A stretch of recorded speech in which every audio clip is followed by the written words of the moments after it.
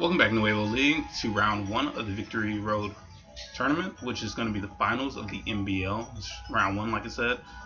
Today I'm going to be showcasing a battle between Mikestah or Whitney and Karim. Basically, these challengers have made their way all the way up, and now they're finally facing off, squaring off in the finals. And it's going to be a really interesting match, I'm sure. I've not seen this battle, but based on the team structure, I can see this match going to be interesting. I did see the first round match that they did have, and it was pretty short-lived. It was one side dominated. This one is more, a lot more close. So I'm just gonna go ahead and hop into this. I'm not gonna go into too much detail, but I know pretty much what sets they are running on these Pokemon at this point.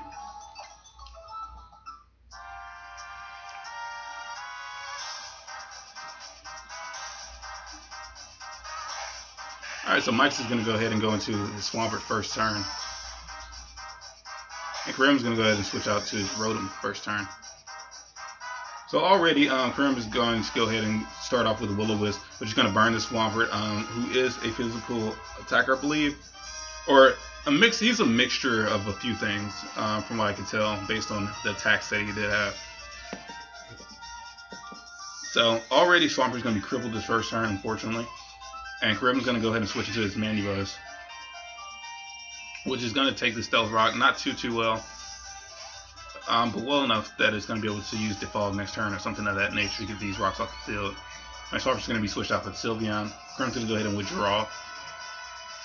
I'm not sure why I did that, but he's going to go into his Chain Keys, which is going to be his Clef Key. So that's just going to take the Type Voice pretty well. It's not going to be that effective, obviously, because he is Steel type / Fairy. It's going to go ahead and set up the Light Screen to weaken the Sylveon's power. Anyway, Sylveon is carrying the Heal Bell, which is going to be able to heal the Swampert of the burn, and it's going to be a lot less crippled now. Now, Mike's going to go ahead and switch it to his Yuri, the Sableye, and it's going to take this Foul Play pretty well. The Chain Key is going to go ahead and set up the Reflect, just trying to get up as many screens as possible, it seems. And Yuri's going to go ahead and go for the Taunt. Prankster versus Prankster.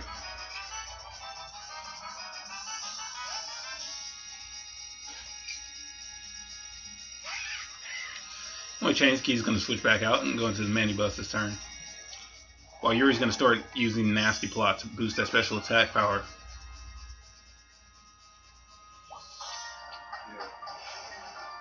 So we can already kind of assume that this Sableye might be his Mega. He might just be utilizing this Prankster ability to get off as many boosts as possible before Mega Evolving, which is a really valid strategy. Well, Mandibuzz is going to go ahead and go for the knockoff. Obviously can't knock off anything because this is going to be the Mega Sableye, and you cannot knock off the Mega Stone. Anyway, here comes the Foul Play. It's decent enough amount of damage. And Sableye's going to go for another Taunt this turn. Another knockoff from Mandibuzz. I'm not really sure. Okay. Yuri's going to go ahead and go for the Recover here.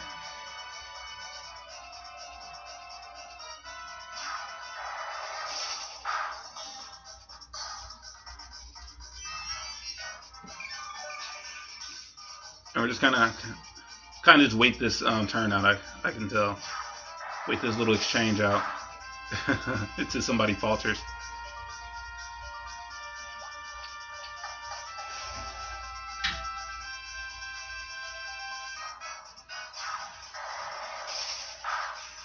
Here's Karim just banking on getting a crit, it seems like.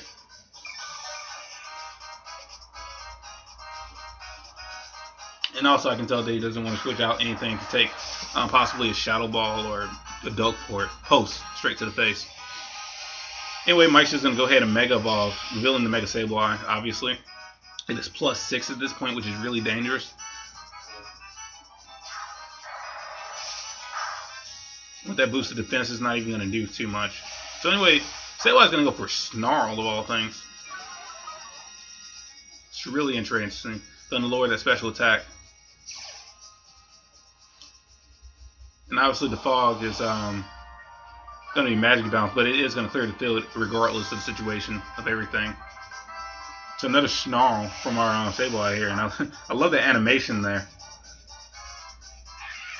So I've not seen Sableye in that animation yet. Oh wait, here comes Karim's Flame Bird, the Talon Flame, to attempt to save the day with the Brave Bird attack, which does a tremendous amount of damage to the Sableye, leaving it with 2 HP left. Wow, it's impressive that this Talon Flame is able to take this +6 Snarl and live. That's impressive to me. Anyway, a final Brave Bird, and Sableye is down. Talon Flame is able to survive because the recoil is not much at all, thanks to Sableye only having 2 HP. Mikestah's going to go ahead and switch into a Swampert here, while Karim's going to go ahead and go for his Roost.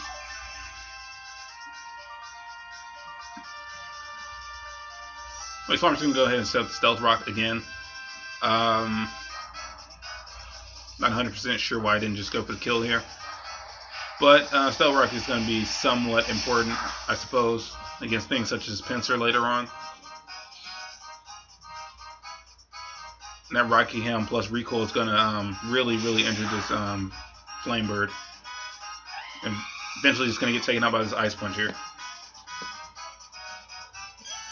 Now Karim's going to go ahead and switch into his playable named Ho, as we've seen quite a bit.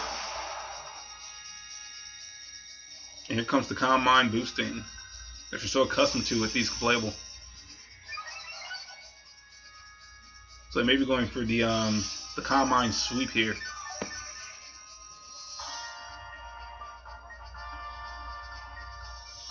The Earthquake from Swampert.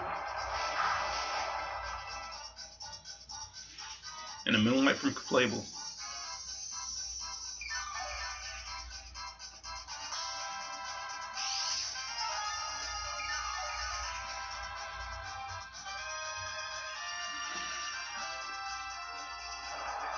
And here we're just going to see another exchange of blows until, you know, one side falters more or less. But it seems like Karim doesn't even want to even risk getting critted by this Swampert. He's just going to go ahead and go for the Moonblast this turn.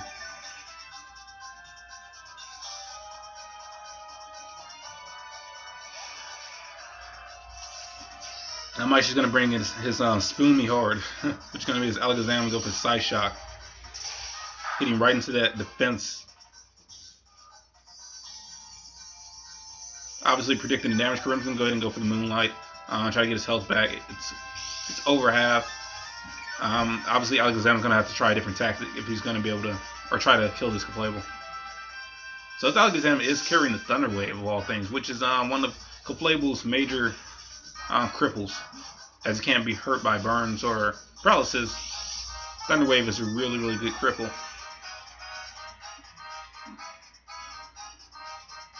Spoon Me Hard's going to go for another Side Shock. Ho's going to go for a Moonblast here. That's a pretty good amount of damage. I'm actually surprised Alakazam took that Moonblast the way it did. And another Side Shock from Alakazam, and that's going to finish off the Playable this turn.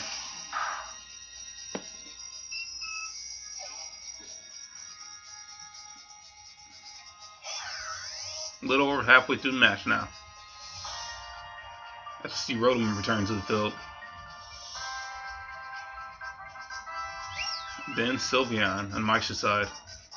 So Mikestah is really well, both sides are really holding their own, it seems like, and they're both dishing out damage. Although maybe it's kind of a slow match, but still these sides are really impressive in their fortitude.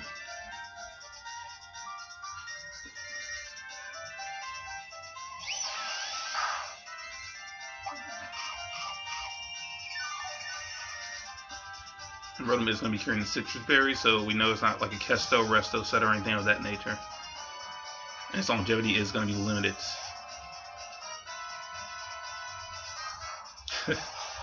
Wow, these names. Okay, so Mike's just going to go ahead and go into his Fist High Hard. Fist the hard. Flamemore's going to activate to give him his attack boost. However, he can't take 2 Hydro Pumps to the face, and he's going to faint this turn. Should have used priority there. Unfortunately, he did not. Alright, Spill Me Horde is going to be back on the field. Obviously going to be able to outspeed the Rotom here and go for the Energy Ball. And unfortunately, even though this Rotom is especially invested in defense, is not going to be able to take this Energy Ball very well at all.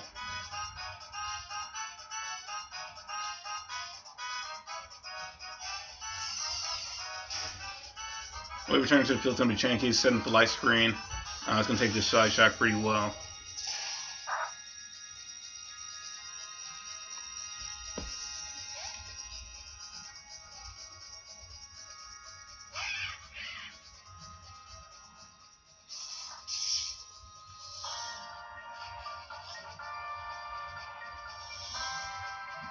Also, Chankey's going to go ahead and paralyze Mikestah's Manibuzz this turn. And go ahead and set up screens once more.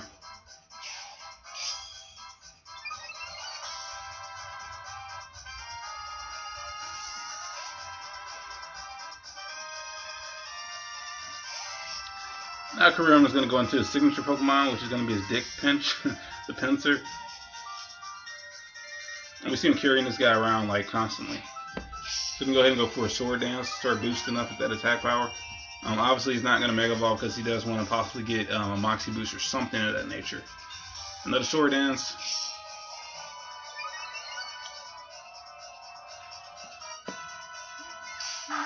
Knockoff.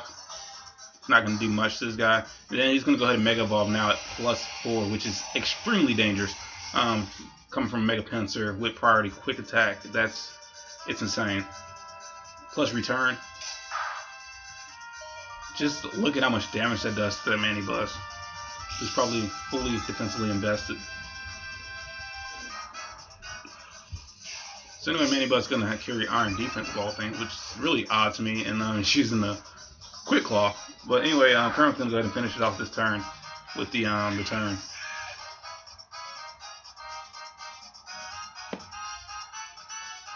Well, I believe this is Mike's last Pokemon, which is going to be Sylveon. Sylveon's going to go ahead and use Protect. It's kind of futile at this point.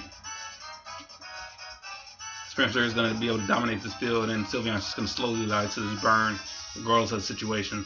So anyway, Dick Pinch is going to go ahead and go for the return here. It's going to thrash Sylveon and get it off the field. And actually, he did seem to have one last Pokemon. I didn't account for the Alakazam. But one more final quick attack. Alakazam is going to go down. And that's going to win the battle for Karim in a 2-0 match, basically. So anyway, that was a good battle. Thanks for the round 1 match. Karim's going to move on to round 2. Hope to see good things from him in round 2. But thank you guys for watching. Be sure to like, subscribe, comment below, share the video, and just generally check out Nuevo League and tournaments that we're going to be having, because the NSL is coming up shortly in July after the NBL. Anyway, thanks again for watching, guys. See you next time.